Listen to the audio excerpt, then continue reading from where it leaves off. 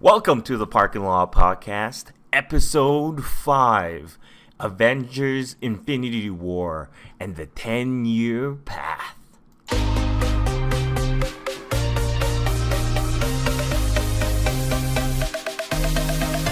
One.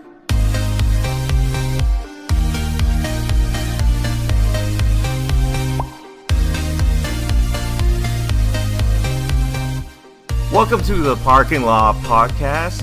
This is T, And this is Mo. and this is where we talk about comics, TV shows, movies, and everything in between. And I hope you are ready for this nice ride that we have for you. Oh yeah, the sweet ride of a podcast that we've got ready for you. Yeah. So we're going to talk about Avengers Infinity War. It's a really big movie right now. It's made a lot of money. Is And- it big, T? Did it make a lot of money? Yes, I think it made a lot of money. Everyone's Would you talking consider about it. would you consider 1.2 billion in 11 days a lot of money? I don't know. Is it chump change? No. I mean, it's decent. It's decent. You know, Yeah. I wouldn't turn my nose up at it, but you know. I still think it did really well, and a lot of people are going to be going out and watching this because it's a 10-year thing. It started in 2008, and everyone is so excited about it because it ramps up to where it is now. And I was very excited to see this movie. Same for you? Oh yeah, yes I was. So you watched it on opening night. I watched it a little later, but what's your overall impression of this movie? Do you like it? Oh, I loved it. It was really, really great. It wasn't perfect, but with the restrictions that you have with such a huge cast, it's impossible to have like a perfect movie. But considering everything that it had to do, I think the Russo brothers knocked it out of the park. I had a lot of fun, and when I left, I'm like, I have to see that again. So that's a successful movie.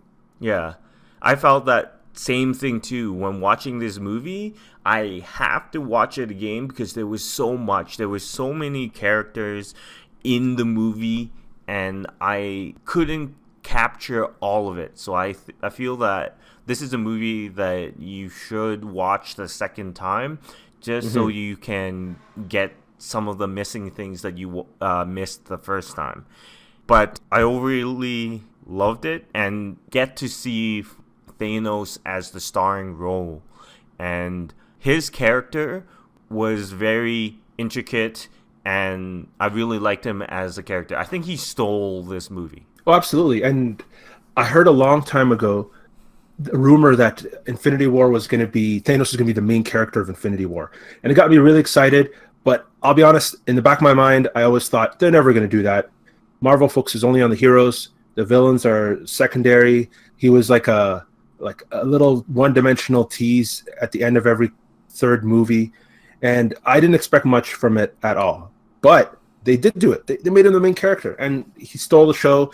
He had all the character development in this movie because everyone else had their own movies, which they were able to develop the characters. So it was a great call, and I was surprised that they actually went with that direction, and it paid off. And I agree. And now we should jump in what we liked and what we don't like about the movie.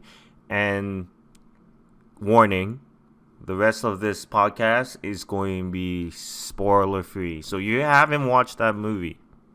Well, I hope it's not spoiler free because I'm going to be spoiling everything. Oh, yeah. Spoilers. Spoiler alert. Spoiler alert. Full spoilers. And I was going to say, if you haven't seen this movie, you should really check it out because this movie has a lot to spoil. But considering how many people went to go see this movie, if you're listening to this podcast, chances are you've already seen the movie. And hopefully you enjoyed it as much as me and Mo did, because I really liked it. Okay. I don't know if they have to enjoy it. In fact, I love to talk to people who didn't enjoy it and see why. And actually, maybe we'll get into a little bit of that towards the end we'll have a new segment. But no, I don't think people have to enjoy this movie. I can understand why a lot of people wouldn't enjoy it. Having said that, there's a lot of reviewers and a lot of people that I know who normally don't like these superhero movies or are very critical of them, actually had a lot of good things to say about this movie. So it seems to have pleased a lot of people that Marvel movies normally don't, which I find a big strength of the movie. Yeah. So let's talk about the three things that we liked and the three things we did not like. All right. So for me, the first thing that I liked was Thanos. He's Yep.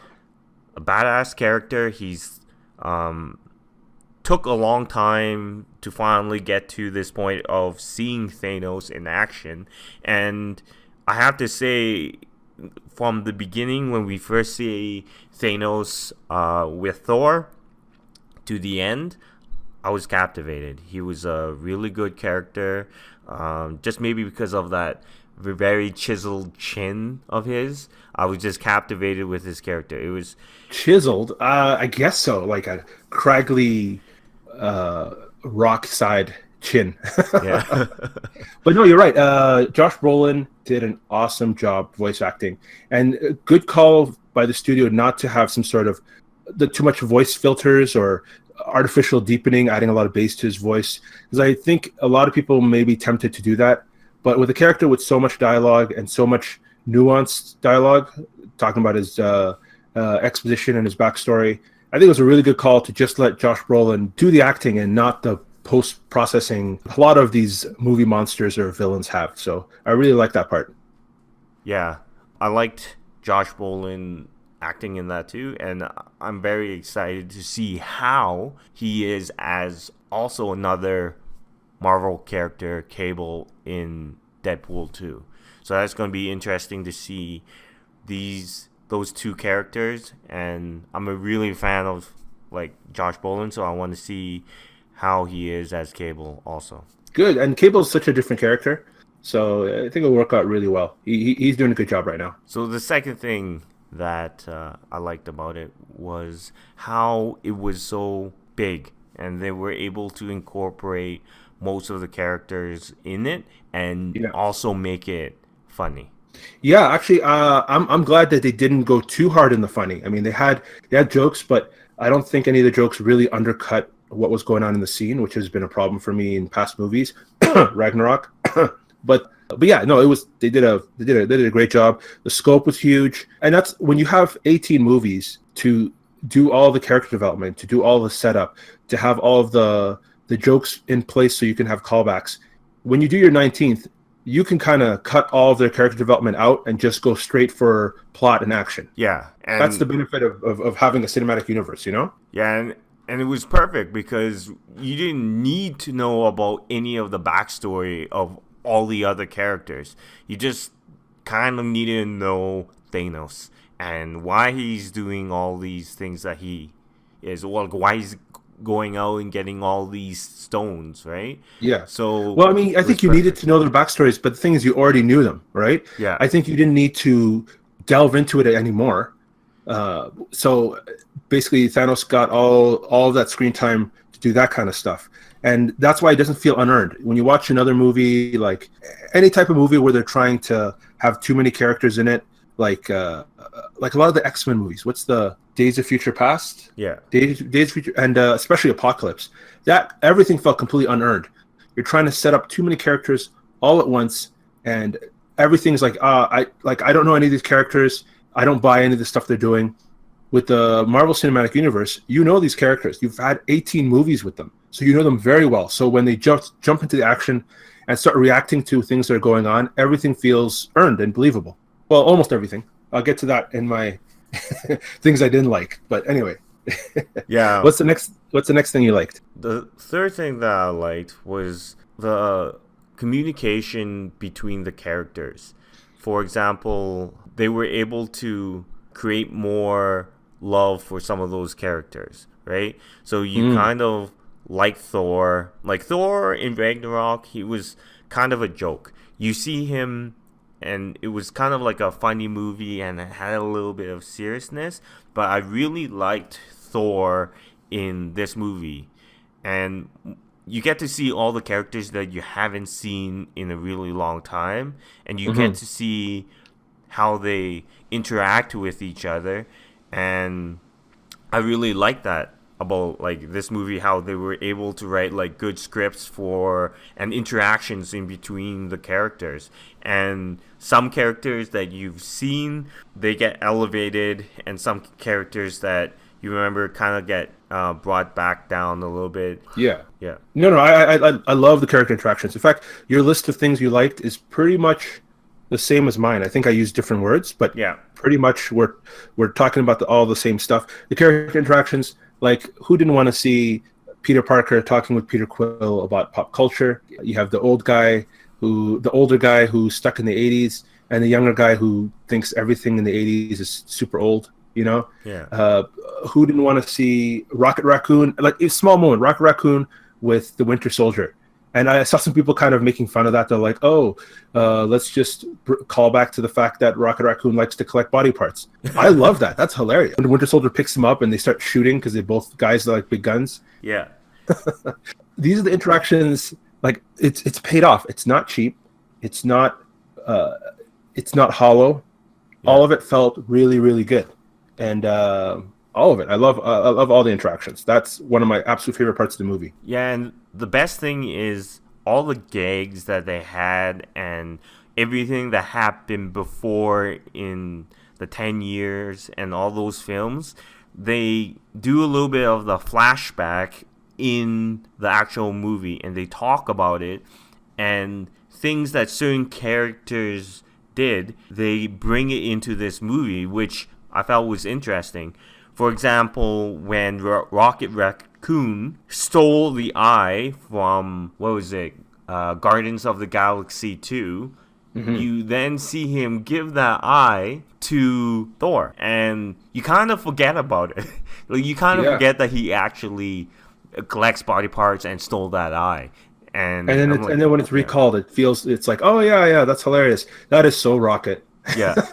And the thing is, it's perfect because they are able to bring in things that have been said, and when they bring it in, you're like, wow, you know, like I totally forgot about this, and then boom, it shows up, right? Callbacks. Yeah, huge callbacks. And for me, the biggest one was for a couple movies now, I've been always saying to myself, when is Red Skull gonna show up? He just showed him once. Yeah, that was something you're waiting for. Yeah, that was actually one thing that I was waiting for, because they harken back to most villains, and I was waiting for more Red Skull, because he's a big Captain America villain, and you just don't hear anything about him. And I'm just like, I want you to talk about him. Like, I want to see his Red Skull. And then now I want to see that Red Skull. Yeah. And now they just brought it up. And this is the first time since Captain America, the first Avenger. So you see Red Skull and it just surprises you. You're like, I really didn't expect you to be there. Did it shock you too, or? Oh yeah, I had no idea he was going to be in it. It was like it was a very nice surprise. Yeah. Especially if you didn't think too much about it, you're like, wait, why is he there? What is his job? Like, who did that to him? Is he still there? Like, now that the Soul Gem is gone, is he still going to be there? Like there's so many questions, but at the same time, I think you're supposed to take it like, don't take this too seriously. He's just there. It's kind of a fun callback. As long as you don't think too much about it, I think it's a lot of fun. The last good thing that I liked, it was the music cues. Yes, I know it's the same songs from the other movies, but every single time when the Guardians show up and then they start playing those old 70s, 80s songs, it was awesome. And like, I could feel the audience reacting to it, right? Yeah. They played that Rubber Band Man song. It was so cool. And then when Captain America shows up in, I think this was in Scotland, to save Vision and Scarlet Witch. Yes. And then the Avengers theme, that got me so pumped. Like, I love that Avengers theme. Really, really cool. And then when they go to Wakanda for the first time and then the Wakanda theme starts playing, man, this movie, like, that's like when you have the music's attached to a certain feeling, certain characters, and then when they're used properly, like, I don't even know what the Avengers Infinity War score is. Like, I don't know if there's a lot of new music for this movie. But just the fact that they had to call back to these old songs that I really like and that are recognizable, Really did it for me. I loved it. Yeah, and it was for me, I I like the introductions of like certain characters and the music. For Hmm. example, when you see Captain America in Scotland and you just see this black figure and they throw the spear and he just catches it and you're like, "Woo!" And so you're very excited about these characters. And Yep. one of the Yep. funniest And then things when you go to when Wakanda, you see this black figure, and then you're excited again. But this time it's daylight. yeah, it's daylight and you see Wakanda Sorry, forever. sorry, I interrupted you. You were saying? Yeah.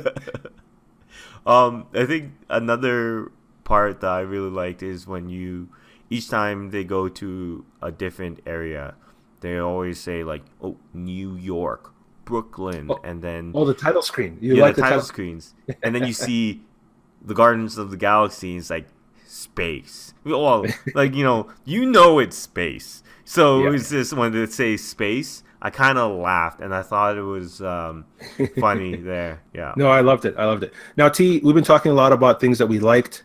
Obviously, we didn't like everything.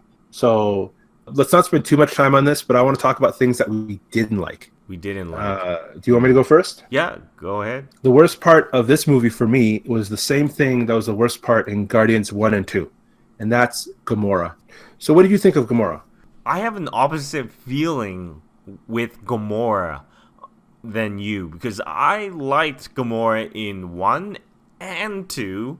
Okay. Maybe like she wasn't as powerful as the first one in 2, but I liked her in this one. It was a good plot for Thanos. So it added to Thanos' character and his remorse. I liked it because you see that he actually has feeling. And Gamora in this, she didn't play a big role, but she played a vital role in adding more to the character.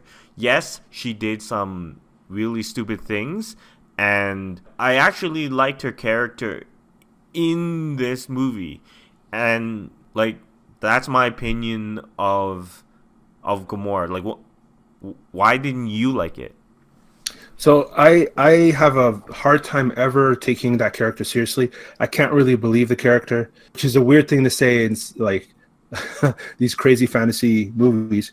But I think she was really badly cast. I like Zoe Saldana. I like her in a lot of other movies, but I think she's terrible for Gamora. And I think she's badly written as well. So I never believe her romance with Peter Quill. I never believe every single time they say she's the most dangerous woman in the universe.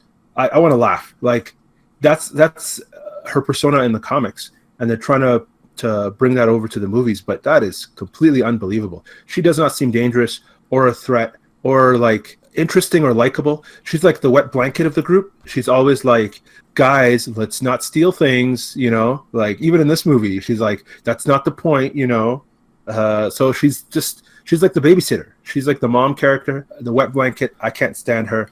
And other characters treat her like she's supposed to be dangerous. When Thanos said, "I raised you to be the most dangerous woman in the universe," I almost started laughing in the theaters. I'm like, "Are you serious? Are you serious?" In the very next scene, you have like 6 women all chilling in Wakanda having a big fight, and each one of them, including Black Widow with no superpowers, is way more dangerous than Gamora. So I think she's badly written. I don't believe her. Zoe Saldana is badly cast.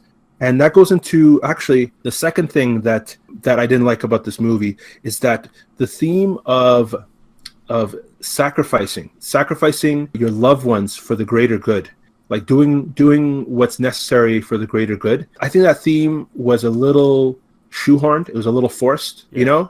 like it didn't feel so natural. It's understandable considering the limitations. Like you don't have a lot of time to set up these scenes, but at the same time, Gamora really embodied the worst part of that. Like, for example, so Peter Quill, she asked Peter Quill to kill her if Thanos got her hands on her, right? And he's like, "Oh my God, she's the one I love the most. I can't kill her."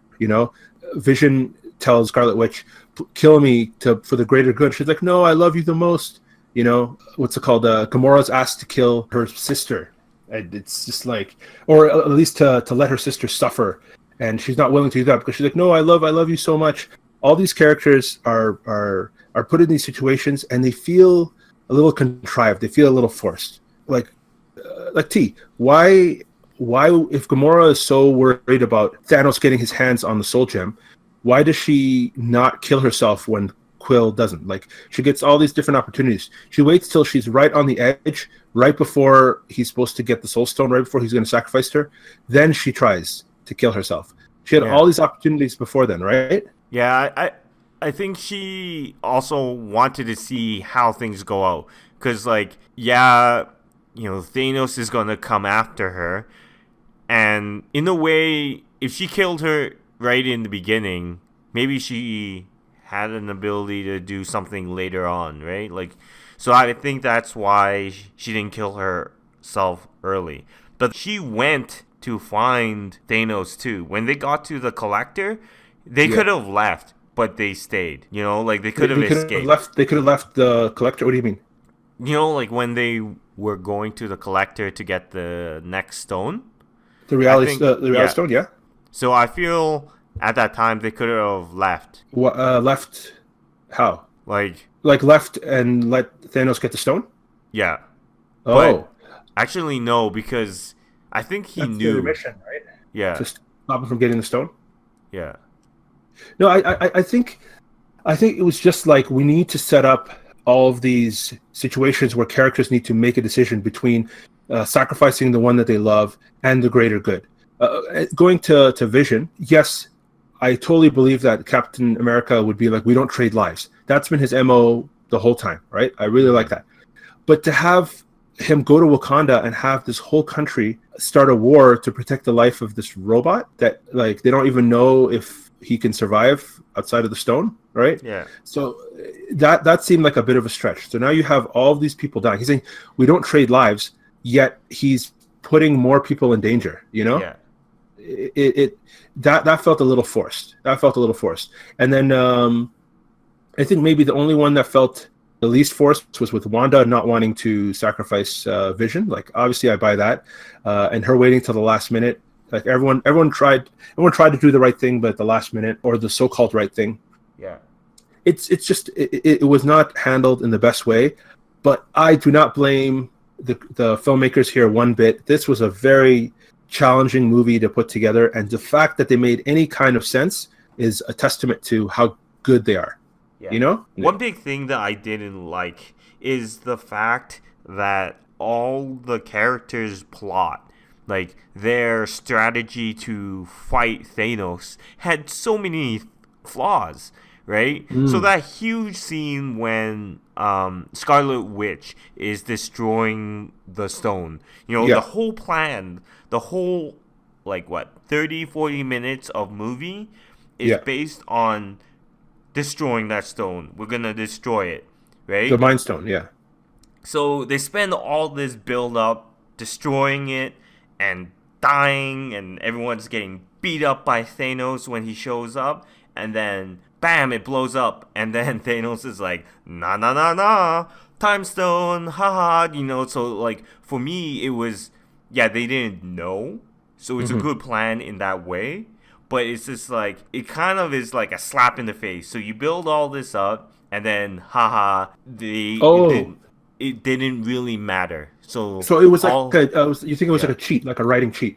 Yeah, Well, I it was mean, kind of a writing cheap. Like, they What? could have done it a little different. And Mm. yes, you can say that they didn't know that he had the time stone, but it was just like all they did, and man, like, as my friend said, like, in this whole movie, the heroes were so dumb. All the things that they did Yeah. made for like, you kind of cheer Thanos on. You're like, yeah, Thanos got the stones. I'm stoked for him, because the heroes didn't really do much. Like, this movie felt like, Wait, what more could they have done? I don't know. Like, I can't say that right now, but I just feel that they could have done more. And, like, for me, watching this movie, it was like watching better version of Star Wars: The Last Jedi.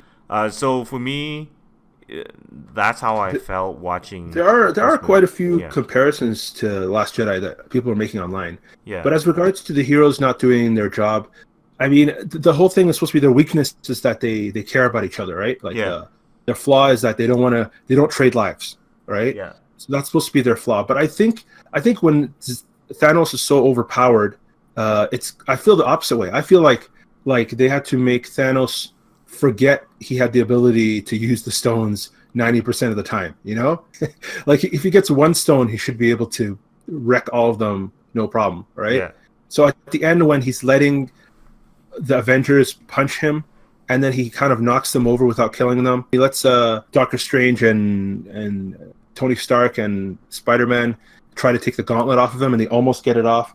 That was like, if these stones are as powerful as we've seen them, none of that should happen.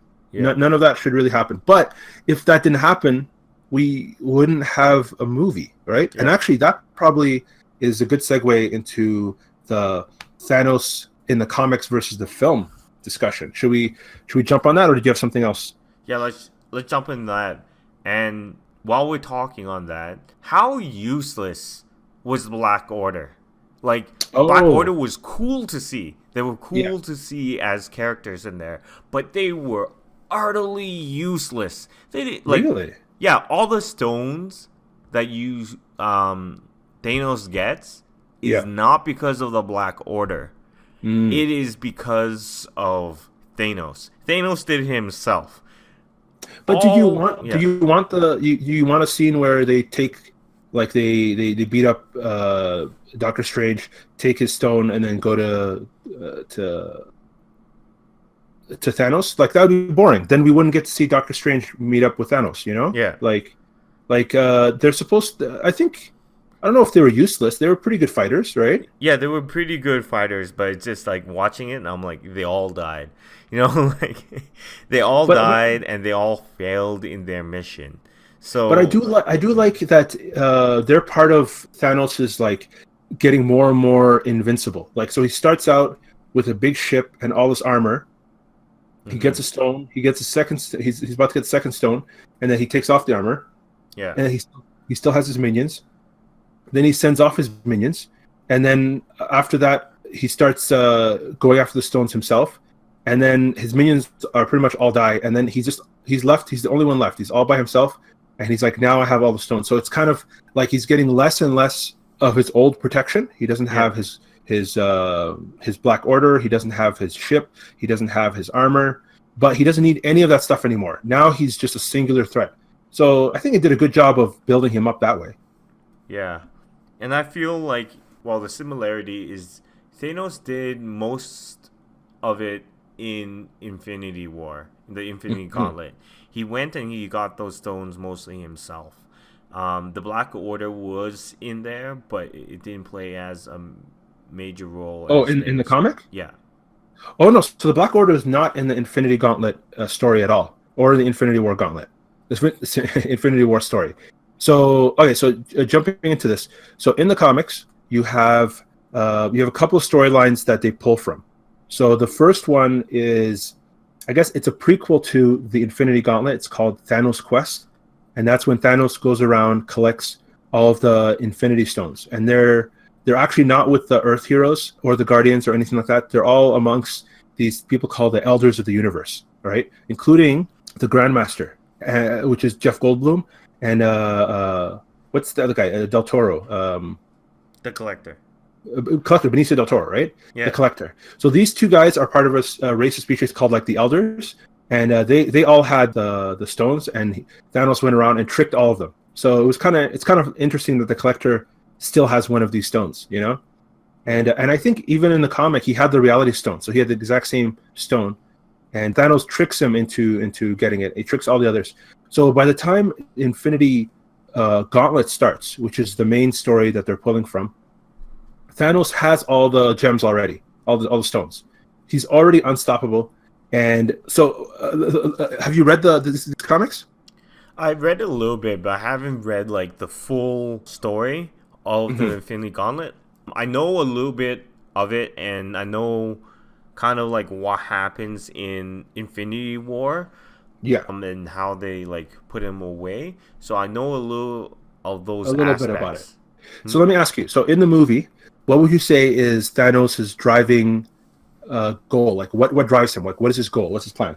His goal is almost like Galactus, right? So his goal is to halve the population, and that was his overarching goal. Like Well, before he got Galactus the, is just hungry, right? He wants to feed himself. But what is Thanos' drive? Like, why does he want to do this? Why does he want to destroy half the people? he wants to halve the population and save the world. That's Save the world. So yeah, population control, right? yeah, So like the whole thing is about population control, and that's why they have the theme of sacrificing the ones you love for the greater good, yeah, right? So, but in the comic, his motivation is actually he wants power and he's in love with the personification of death, right? Like kind of like yeah, the female Grim Reaper. So he's in love with her and he wants the ability to be by her side and for her to return his affections.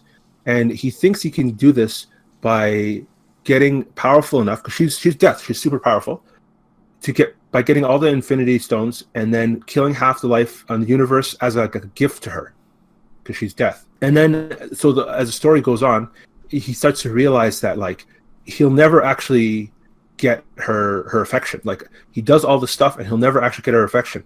And then when he does, she does it in like a robotic, like, all right, you're technically more powerful than me, so I must do whatever you say. And he gets all pissed off. He's like, that's not what I want. I want your adoration. I want you to love me. And she's death. I don't think she's capable of love, right? yeah. And then so that's the big difference between the comics and the movie. And I think it was a very good choice, right? Like this Thanos in the movie fits better in the MCU than the Thanos in the comics, even though I love both. Yeah. Would you agree? Yeah, I do agree because it would be very weird for people to watch this and be like, "Oh, he's in love with death." Like, how does this work? But with how he is now in like the movies, it's perfect. It fits perfect. He hasn't. There is a reason why he's doing this, and you kind of understand it. Where I think if they use the comic version in this, people were like, wow, what? Why is he doing this? So, yeah, this is Actually, perfect. I don't know about that. I think they would be able to understand it. I think it would just be a drastic departure from what they've set up for the last 10 years. I mean, for 18 movies, it's all been daddy issues, sacrificing for the ones you love, and things like that. So it makes more sense. But what do you think? Yes, I do agree with that because I think everything has been built up for this type of Thanos. So if they added the comic version, I don't think it would have been that great. In the comic version, you know who the main antagonists are? Who? Do you know none of these characters? None of the characters in these movies are the main antagonists to Thanos because it's more of on a cosmic level. In fact, the biggest roles are for Doctor Strange and even more so for Nebula. So Nebula has a much bigger role than any of these people. In fact, in the comic, there's a whole bunch of cosmic beings. There's a guy Adam Warlock who's going to appear in Guardians of the Galaxy Volume 3. So he's not even in this movie, but he was the main antagonist to Thanos. It was the main story is between him and Thanos, and everyone else were kind of puppets. They're all like secondary characters, and Adam Warlock actually got all the heroes. All the heroes are in the story, and they all come at Thanos all at once. But they're like a distraction. They're like a B plot, and they're all killed like instantly, like. And then the real fight starts, and the real fight is between Thanos and like the Celestials, or the cosmic beings of the universe, right? Like Galactus, Eternity, like all of these big cosmic characters that are not in the MCU right now. So it's a completely different kind of story. So if you did the story from the comics, a lot of your favorite characters would get sidelined, and it would be a completely different movie. And I don't think it would be as like emotionally resonating. And I think they did that with a lot of the stories. Civil War, they made it less about what's in the comics and more about what's going on with the movies, with Winter Soldier. Like they're doing a good job of taking inspiration from the comics, but not really like sticking to them. But yeah. So T, Yes. I'm going to have a really awkward segue right now, straight into our new segment called Ooh. Dipping into the Tomato Pool, which you've named You've named that segment. Yes. So what I'm going to do is I've pulled a couple of quotes from either Rotten Tomatoes or other reviewers, and we're going to talk about these quotes and how whether we agree with them, whether we disagree with them. Now we like this movie, so I try to pick movie reviews that really hated on this Okay. to see if is this hate justified? Can we understand it, or is it just like, or are they just a bunch of haters? So the first one here, this is from a reviewer, a top critic on Rotten Tomatoes named Matthew Raza, and he writes for Salon.com. And Matthew writes, "The Avengers Infinity War isn't just a gussied up, mediocre, being widely mistaken for a good movie. It's also, at least arguably, a dangerous movie for anyone who cares about the future of American cinema." Okay, I don't agree with that because, like, okay, this is probably the guy that thought watching Shape of Water was the best movie of the year. So, like, I do not like his comment because, come on, But I this mean, movie was good. You know, like, I liked it. It had a good story plot. You know, But in T, this your movie, argument, your you argument, don't. Huh? your argument can't be this guy's opinion doesn't matter because he has bad opinions, and this movie's good because I say it's good. That can't be No, your argument. okay, no, I'm gonna say this movie's good, and that's gonna be my opinion. That's the Okay, argument. yeah, because like if like I'm pretty sure he's gonna say The Shape of Water was good because I really wanted to see how the interactions between a woman and a fish. You know, like this movie had overarching the good character development and how can someone say that it would be horrible for American cinema? So they're still going to make really good movies, and yes, this movie made like a lot of money, and it's getting people out and that are interested in these characters to keep watching these movies. So it's going to help cinema because you're going to have more people going out and watching movies. So you saying that it's bad for cinema? That's stupid. Jeez. Go watch your fish fucking. Well, I quickly checked, and he doesn't have a review for Shape of Water, so unfortunately we can't do a litmus test on his credentials based on how he liked Shape of Water. But if we go a little more on what he means by this movie being dangerous, he talks about how Avengers Infinity War is not really a movie per se. It's more of like, he calls it a movie loaf. It's just like stuff with stuff, right? He's like, people want to go see this movie because they want to see their favorite character, but they don't get to see that because there's not enough time for all their favorite characters to do stuff, right? And then another problem is that this movie is stripped of its identity because you have all the stuff in there. You can't have a very distinct voice.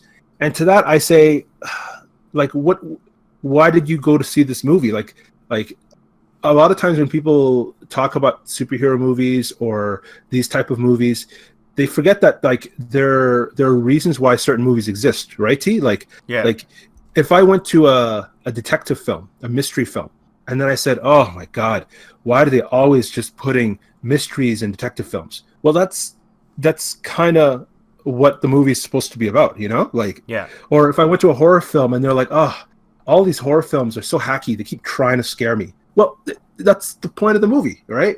So when he says this movie is dangerous, I find that laughable. Anytime anyone says like the audiences are wrong or that a movie is killing cinema and all that kind of stuff, I find it so hilarious because it's just that they don't like it. Like things that they don't like are getting attention.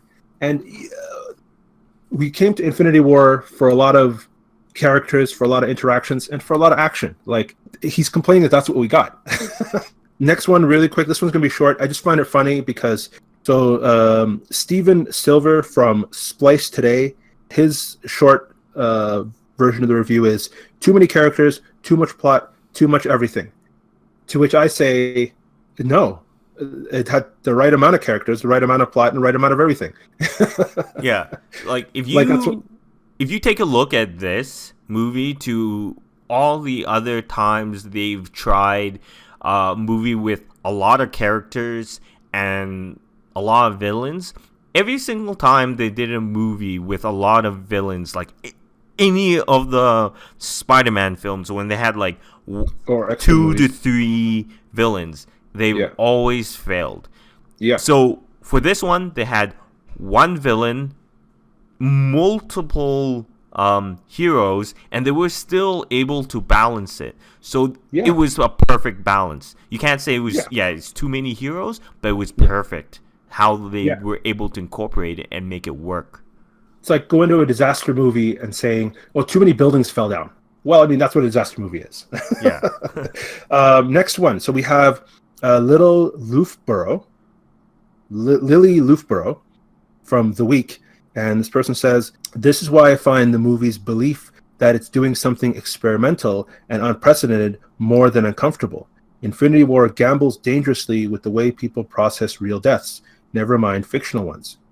So this is actually like, what do you think? Do you think this movie handled death in an inappropriate way? No, like all the death that they had in there, it was kind of like there was a reason why they died. And you kind of felt emotion to those characters' deaths. So her saying that, like, kind of portraying death in the weird way, no, because like in this situation of like war and stuff like that, people are just gonna they're just gonna die like that. So I just feel it was perfect for Infinity War. So, How they did it. Skimming over this person's review, I think they just really like a quote here. They said, "It's horrifying. I didn't expect to watch Black Panther die at the Grand Lake Theater in Oakland. It was rough. People screamed a lot. Wakanda, the never colonized Wonderland, had thrived without trauma, with technology. Lasted one movie before it was decimated. T'Challa was wrong to open up the world." So, See, like, here's the thing though, like these people are like not comic book fans, right? So if you know comic books, you know that these characters are gonna die. And like for this fact, right? Like going into this movie when they died, I know that they are gonna come back because you can't have these characters die when people are like love them. Like for example, Black Panther, he was just in it, right? So they can't just like kill him off. It's part of the story, and they will come back because first off, they will want come to back, make but money, that's right? So they can't just kill him off now. So it's true, the same true. thing as But Tom you Holland. can take the story at face value. Yeah.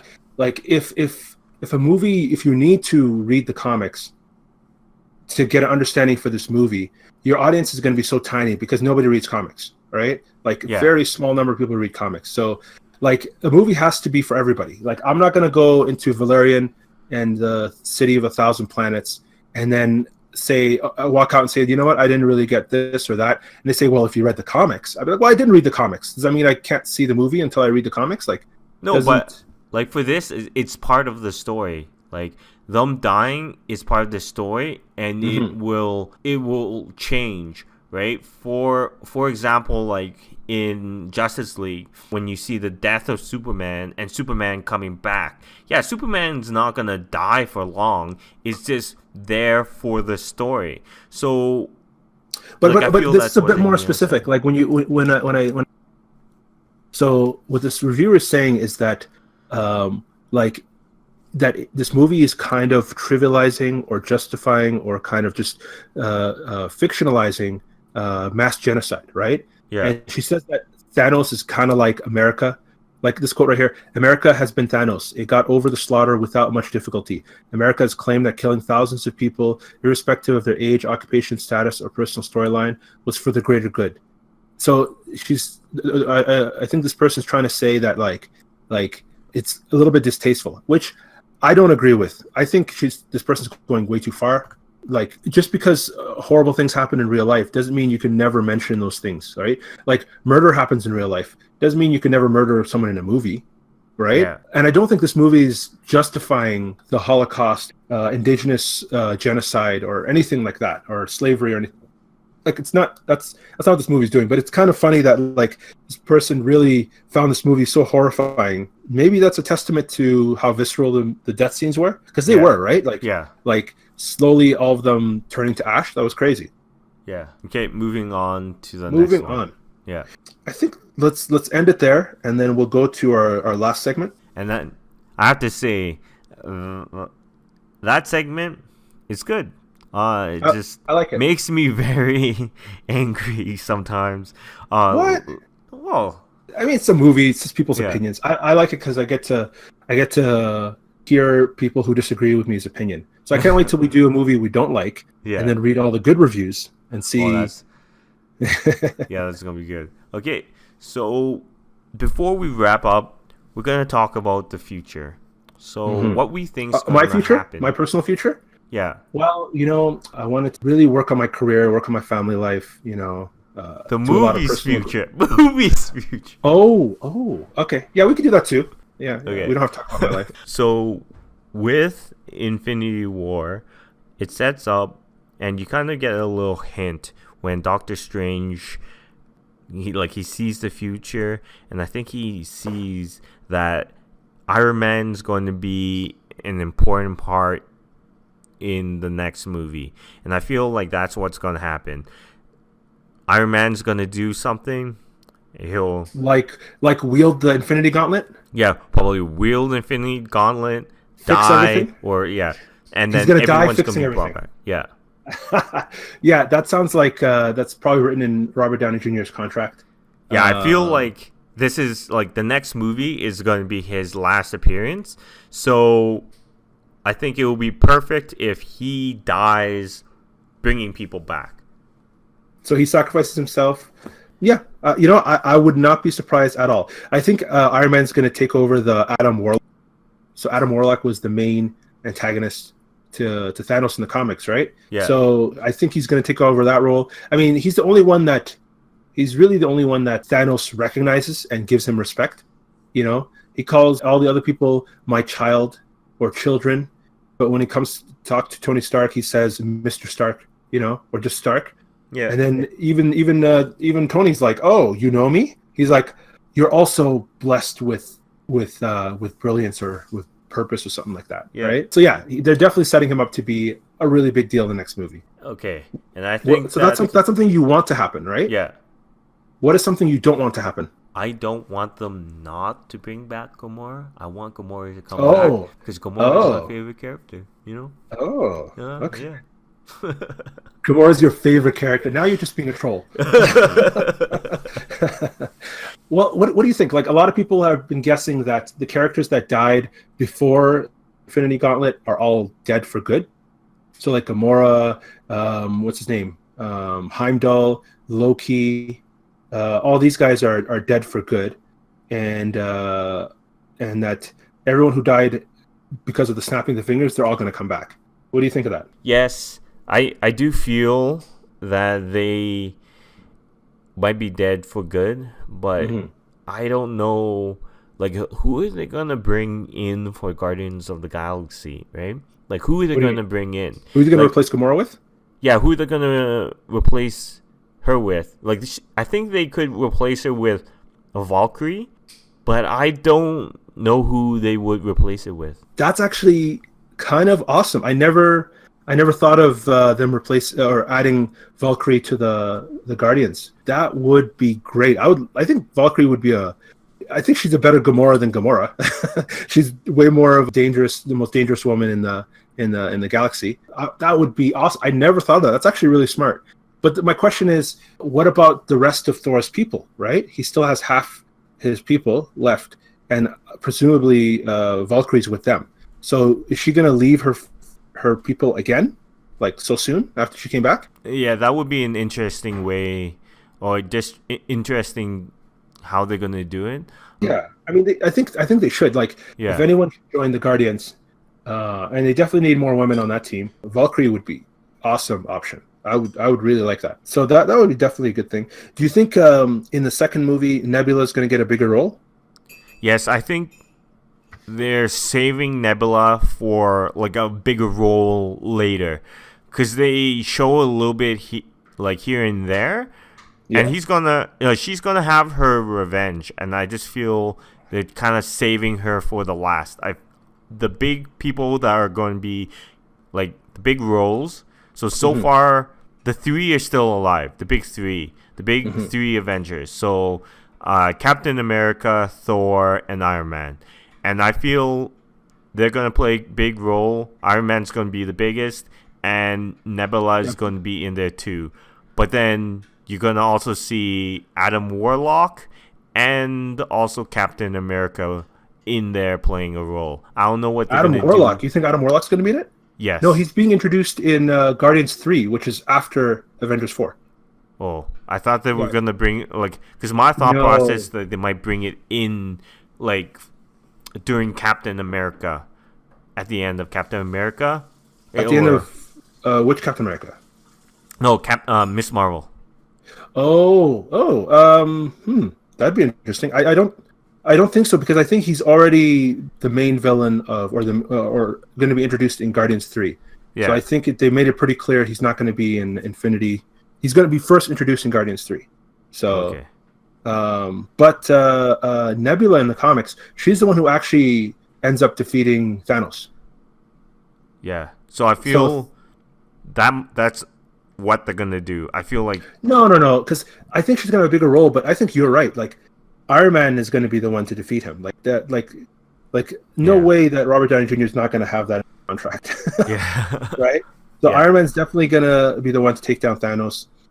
Nebula will have some sort of bigger role. The original 5 Avengers, they're going to have a bigger role because they're all alive. Like they kept the OGs alive. Then you got Rocket Raccoon that's on Earth. That's going to be interesting. Oh, and by the way, I think there's a time jump between Avengers 3 and 4. Like a big time jump, like maybe 5 years or something like that. And there's even pictures of the Avengers in their OG outfits, like their Avengers 1 costumes, like Captain America's in his Avengers 1 costume. So they may play around with time. So they could go in the future, they could go in the past, which could get kind of tricky. But what do you think of that? It would be very interesting. And also, what did you think of Thor? In this movie? Hammer. Yeah, Thor's hammer. I liked it. I liked it a lot. I don't like that they took Beta Ray Bill's hammer's name. You know? So they should have called it Jarbidorn, which is, I can't say it, but that's the name of Thor's axe that he had before he had Mjolnir, before he had his hammer. But I did like the axe. I like what he did with it. A lot of fun. Thor was great. And second movie, what do you think? What do you think Thor's arc or his role is going to be in that movie? So this is what I'm thinking. So that's Beta Ray Bill's hammer. I feel that's kind of like he's going to get his old hammer back. If they do it kind of like a time travel, he's going to get his old hammer back, and with the new hammer that he has, they're going to introduce Beta Ray Bill. What do you think? I think that might be interesting, but do you think they'll have time to introduce a new character like Beta Ray Bill, like in Avengers 4 when they're wrapping everything up? I don't think they're going to probably like introduce like a fully him. I think it's just going to be a small cameo. He's going to show up, grab the hammer, and boom, boom, boom, kill a couple people in the distance. But I don't think he's going to you're going to see him, but he's not going to be big.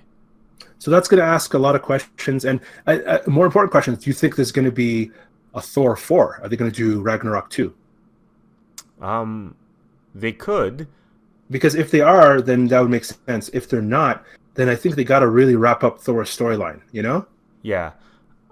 And the thing is, most of his people are gone. So, it's going to be interesting how he's going to rebuild. He's got a couple hundred people left, right? Yeah. Because there was maybe a few hundred left after Hela, and then Thanos killed half of those people. And then, did another half disappear when they snapped the fingers? Oh, yeah. So his people are not having a good time. No, they're not having a good time. And, yeah. It's an interesting decision that Marvel's making to really stick it to the Asgardians. Yeah. Okay, so I think that wraps up this week's show. And we'll be back next episode. We will? Yeah, I hope so. Nice. Yeah. Oh, okay, all right. I'm looking forward to it. Yeah. Okay. So all right, I'll thanks, talk T. to you guys later. All right. See you guys.